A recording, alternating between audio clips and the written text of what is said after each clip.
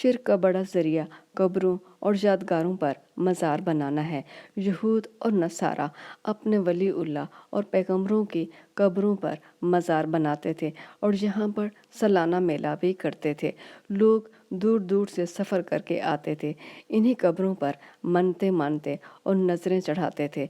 इन सालाना मेलों में जिनको ये लोग उर्स का नाम देते थे, यहाँ पर अपने पैगंबरों की कब्रों पर जो चादरें चढ़ाते थे, उन चादरों पर तौरात, इंजील और ज़बूर की आयत लिखी होती थी। आप सल्लल्लाहु अलैहि वसल्लम ने इन तमाम मुशरिकाना अफ़ाल से सख्ती के साथ मना फरमाया। वफ़ात से कबल आप सल्लल्लाहु अलैहि वसल्लम ने लोगों से फरमाया, देखो कब्रों पर मज़ार ना बनाना। देखो मैं तुमको मना करता हूँ, कब्रों को मस्जिदें ना बनाना।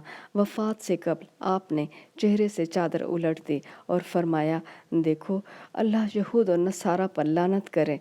इन लोगों ने अपने पैगंबरों की कब्रों को मज़ार और मस्जिद बना लिया, और देखो मेरी कब्र पर मज़ार या मस्जिद ना बनाना।